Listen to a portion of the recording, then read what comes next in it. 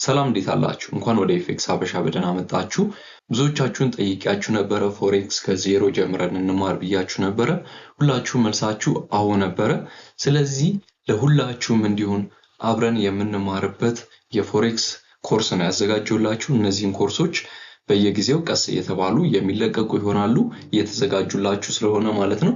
ስለዚህ ፎሬክስ ምንድነው ከሚለው ጀምረን እናንተ ፎሬክስ ገብታችሁ ራሳችሁ ትሬድ ማድረግ እስክትጀምሩ ድረስ በትክክል እያንዳንዱን ጥቃቅን ነገር እየተመለከተን የምንሄድ ይሆናል። ሁሉንም የምናገራቸው ነገሮች በደንብ አዳምጡኝ። ፎከስ አድርጋችሁ እንደ ኮርስ ወስዳችሁ ነው እንጂ መሄድ ያለባችሁ ጀስት እንደ ቪዲዮ አይታችሁ ማሳለፍ አይደለም። የሆነ ኖት ነገር ይዛችሁ የምትጽፉ ከሆነ እየጻፋችሁ፣ ምክንያቱም ችላ የምትሉት ከሆነ አንዳንድ ነገሮች ላይ ያመልጣችሁ ስለሚችሉ ማለት ነው። አሁን ላይ ቀላል የሚመስሏችሁ ነገሮች ምናልባት ወደፊት ላይ በጣም ስለሚጠቅማችሁ። ስለዚህ ፎሬክስ ምንድነው ከሚለው ከመጀመራችን በፊት ስንቶቻችሁ ስለ ፎሬክስ ታውቃላችሁ? ምናልባት ምንነቱን ልታውቁ ትችላላችሁ። ብዙ ቲክቶክ ላይ ሰምታችኋል ወይ ዩቲዩብ ላይ ሰምታችኋል።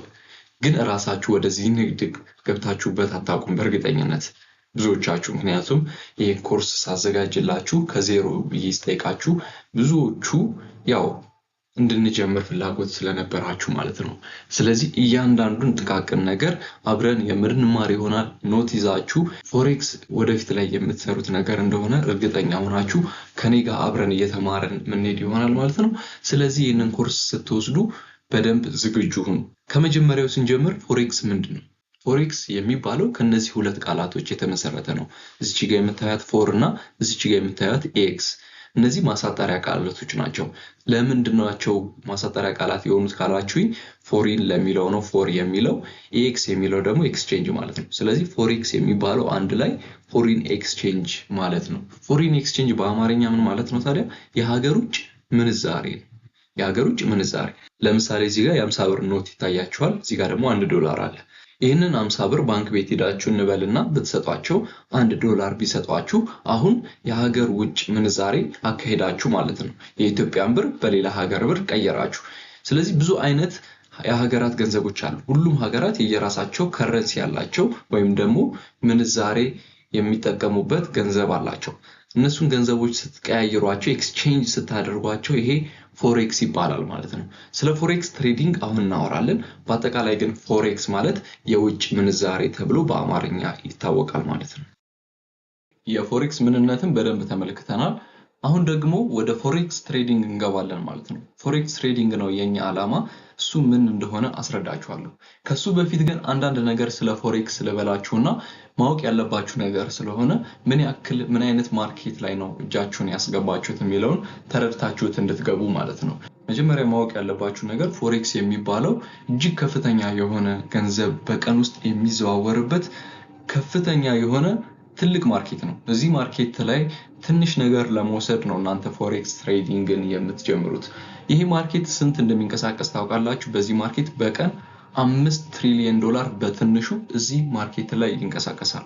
ታዲያ ከነዚህ ውስጥ በቀን እናንተ $3 ፕሮፊት ብትወስዱ ራሱ በጣም በቂያችሁ ነው አሁን ላይ እንደ ጀማሪ ከትንሽ ጊዜያት በኋላ። ምክንያቱም $3 ማለት ወደ 350 ብር አካባቢ ነው። ስለዚህ $3 በቀን መውሰድ ከቻላችሁ በወር 10,000 ብር ከስራችሁ ጎን ለጎን ከትንሽ ትምህርቶች በኋላ ማግኘት እንችላለን ማለት ነው። ፕሮፊቴብል ከሆነን ያው እሱን ለመሆን ግን ትንሽ ጊዜያትን ይፈጃል። ከዛስ $3 የጀመራችሁት በቀን ምናልባት ወደ $6 ታሳድጉታላችሁ። ገንዘባችሁ በዛው ያድጋል ማለት ነው። ጎበዝ የሆነ ትሬደር በዛ አይነት መልኩ ማሳደግ ይችላል። እሱን ለማድረግ አብረን እየተማርን ሁሉ ነገር እንቀጥላለን ማለት ነው። ስለዚህ ፎሬክስ ትሬዲንግ ምንድነው?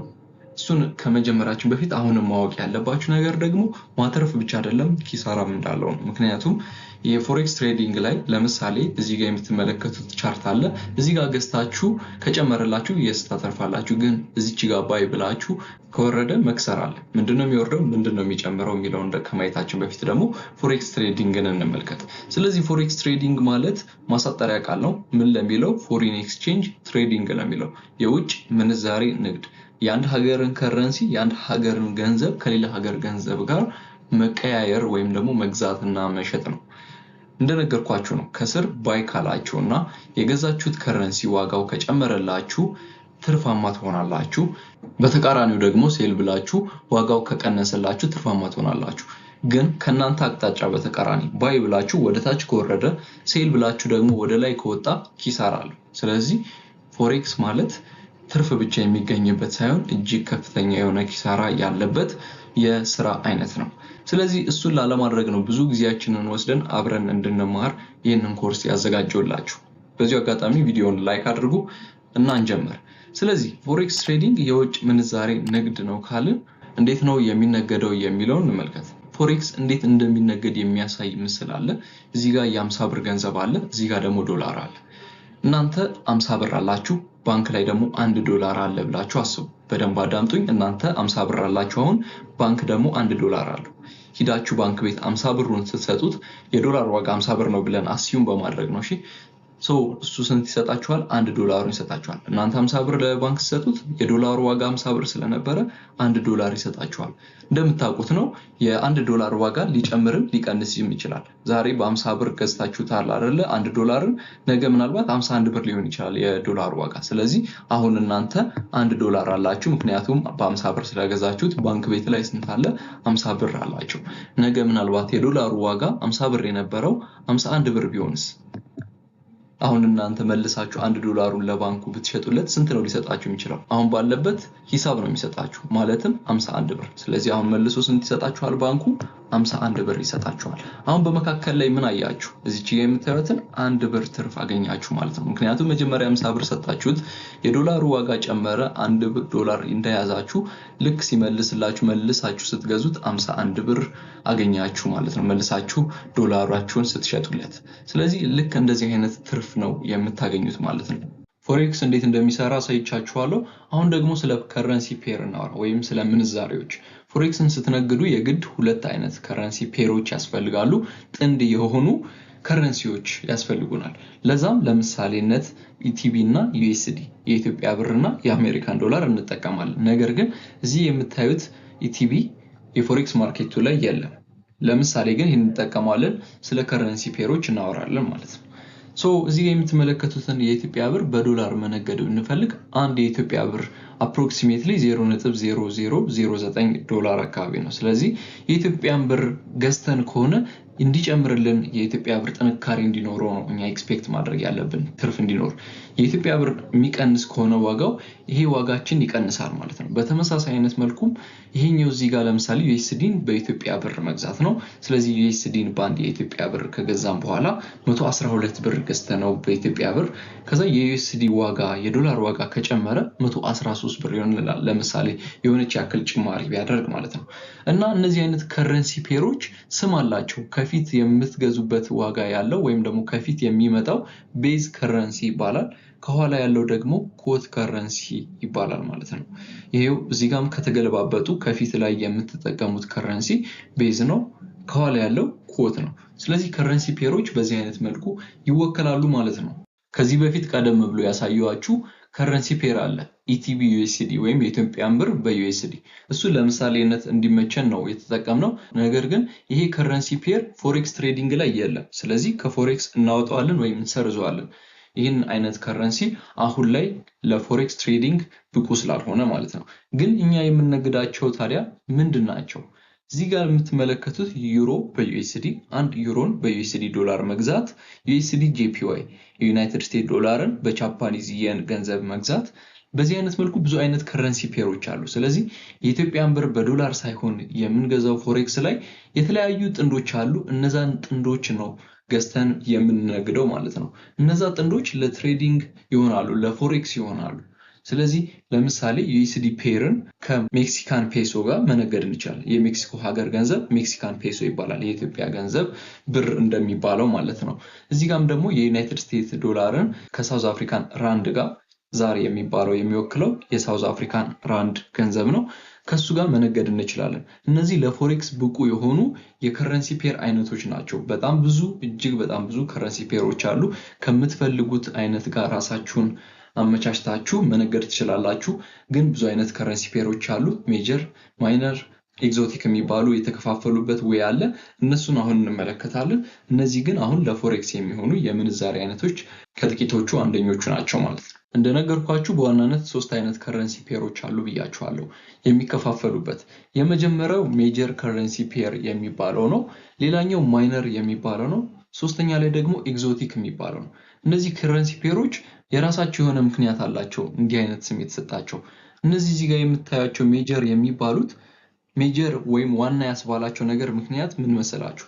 በጣም ታዋቂ ሀገራት ስለሆኑና ከየትም ሀገራቶች በላይ ኢንፍሉዌንስ አላቸው እዚህ ዓለም ላይ። ስለዚህ በጣም ሞስት ትሬድድ ፔር የሆኑበት ምክንያትም እሱ ነው። ስለዚህ እነዚህ ሜጀር ከረንሲ ፔር የተባሉት ዓለማችን ላይ ከፍተኛ የሆነ ንግድ የሚፈጠርባቸው የከረንሲ አይነቶች ስለሆኑ ነው። ሌላኛው ደግሞ ማይነር የሚባል ከረንሲ ፔሮች አሉ። እነዚህ ነን ዩኤስዲ ፔር ከዩናይትድ ስቴትስ ዶላር ጋር ያልተዛመዱ ነገር ግን ሜጀር የሚባሉ አይነት ከረንሲ ፔሮች። ሶስተኛ ላይ ያለው ደግሞ ኤግዞቲክ ነው። ኤግዞቲክ ዋና የሚባለው ለምሳሌ ዩናይትድ ስቴትስ ዶላር አለ። ይሄ ዓለማችን ላይ ካለው ትልቁ ከረንሲ አንዱ ነው። ታዲያ የዩናይትድ ስቴትስ ዶላር ለምሳሌ እያደገ ካለ ሀገር ጋር ወይም ዴቨሎፒንግ ካንትሪ ከረንሲ ከምንለው ጋር ሲነገድ ይሄ ኤግዞቲክ ከረንሲ ፔር ይባላል ማለት ነው። ስለዚህ እነዚህ ኤግዞቲክ እና ማይነር ሜጀር የሚባሉት እነማን ናቸው? ሜጀር የሚባለው ላይ የምትመለከቱት ዩሮ ዩኤስዲ አለ፣ ለምሳሌ ጂቢፒ ዩኤስዲ አለ፣ የብሪቲሽ ፓውንድ ከዩናይትድ ስቴትስ ዶላር ጋር። ማይነር የሚባሉት ደግሞ ለምሳሌ ነን ዩኤስዲ ፔር የሆኑት ናቸው ብያችኋለሁ። ለምሳሌ ዩሮ ከጄፒፒ ጋር፣ ዩሮን ከብሪቲሽ ፓውንድ ጋር፣ ዩሮ ከስዊስ ፍራንክ ጋር፣ የአውስትራሊያን ዶላር ከጃፓኒዝ የን ጋር። እነዚህ የዩናይትድ ስቴትስ ፔር አይደሉም ማለት ነው። ኤግዞቲክ የሚባለው ደግሞ ትልቅ የሚባለው ሀገር የዩናይትድ ስቴትስ ሀገር ከረንሲ ለምሳሌ ከተርኪሽ ሊራ፣ ተርኪሽ ወይም የቱርክ ሀገር ገንዘብ ነው፣ ከሱ ጋር ሲነገድ ኤግዞቲክ ይባላል። ዩናይትድ ስቴትስ ዶላር ከሳውዝ አፍሪካን ራንድ ጋር ሲነገድ እነዚህ ኤግዞቲክ ከረንሲ ፔር ይባላሉ ማለት ነው። ስለዚህ ማወቅ ያለባችሁ ነገር ሶስት አይነት ከረንሲ ፔሮች አሉ፣ ሜጀር፣ ማይነር እና ኤግዞቲክ። ታዲያ የዛሬውን ቪዲዮ ከማጠናቀቃችን በፊት ፎሬክስ ለመጀመር ምን ያስፈልገናል የሚለው ነው። ከዚህ በፊት ቀደም ብዬ የተለያዩ የቴሌግራም ቻናሎቼ ላይ ፖስት ለማድረግ ሞክሬያለሁኝ ይሄንን ነገር። ምክንያቱም ቀድማችሁ ዝግጁ እንድትሆኑ ከዛ በፊት ቀድማችሁ እንድታዩት ስለፈለኩኝ ነው። ግን ከዚህ በፊት ቪዲዮንም ሆነ የሆነ ሊንኮችን ካላያችሁና አዲስ ጀማሪ ፎሬክስ ትሬደር ለመሆን ዝግጁ የሆናችሁ ሰዎች የሚያስፈልጋችሁ ሶስት ነገር አለ። የመጀመሪያው የኢትዮጵያን ብር ወደ ዶላር መቀየር። ምክንያቱም በብር መነገድ አንችልም፣ ግን ብራችን ዶላር እንዲሆን ማድረግ እንችላለን። ለሱም የምንጠቀመው አፕሊኬሽን አለ። ስለዚህ የኢትዮጵያን ብር ወደ ዩናይትድ ስቴትስ ዶላር መቀየር መጀመሪያ ማድረግ ያለብን ነገር ነው። ሁለተኛ ማድረግ ያለብን ነገር ደግሞ ለፎሬክሱ ሁሌ ደላላ ወይም ብሮከር የሚባል ነገር ያስፈልገናል። ብዙ አይነት ብሮከሮች አሉ ወይም ደላሎች አሉ። እነዚህ ደላሎች ገበያውን ለማሳለጥ መግዛት መሸጥ እንድንችል ፎሬክስ ትሬዲንግ ላይ ተሳትፎ እንዲኖረን ማድረግ የሚችሉት ናቸው። ስለዚህ ያለ እነዚህ ፎሬክስ አይታሰብም። ፎሬክስ ብሮከር መምረጥ ይጠበቅብናል። ለሱም ኤክስነስ የሚባለው እንጠቀማለን፣ በቀጣይ እናየዋለን።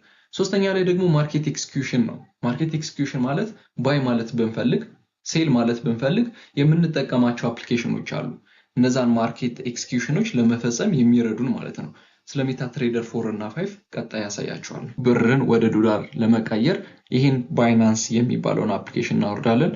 አንድሮይድ የምትጠቀሙም አይፎን የምትጠቀሙም ባይናንስን ከአፕ ስቶር እና ከፕሌይ ስቶር ማውረድ ትችላላችሁ። ሁለተኛው የምንጠቀመው ኤክስነስን ነው። ይሄ ለአፍሪካን ሀገራቶች እንዲሁም ደግሞ ለኢትዮጵያ በጣም ሪኮመንድ የሚደረግ ነው።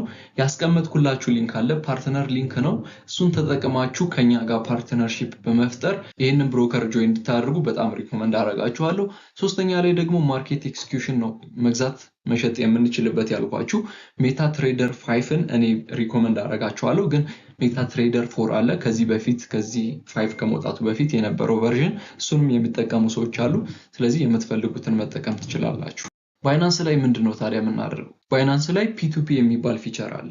እናንተ የኢትዮጵያን ብር ስትልኩላቸው እነሱ ዶላሩን ዩኤስዲቲ የሚባል ከረንሲ አለ፣ ባታውቁትም ቪዲዮ ስለምሰራላችሁ ችግር የለውም። ባይናንስ ላይ ፒ2ፒ የሚባል አለ፣ ፐርሰን ቱ ፐርሰን ፒር ቱ ፒር የሚባል ኤክስቼንጅ እና ገንዘባችሁን ወደ ዶላር የምትቀይሩበት ሜትድ አለ። እሱን እንጠቀማለን። ብሮከሮች እነማን ናቸው ካላችሁ ኤክስነስ የሚባል አለ፣ አይሲ ማርኬት፣ ኤክስኤም፣ ፔፐርስቶን፣ እጅግ በጣም ብዙ ብሮከሮች አሉ። ጥቂቶቹን እዚህ ጋር ለመዘርዘር ሞክሬያለሁ። ማርኬት ኤክስኪዩሽንንም ሜታ ትሬደር 4 እና 5 ነው። ሊንኩን ለኤክስነስ ማውረጃ ቴሌግራም ላይ አስቀምጬላችኋለሁ።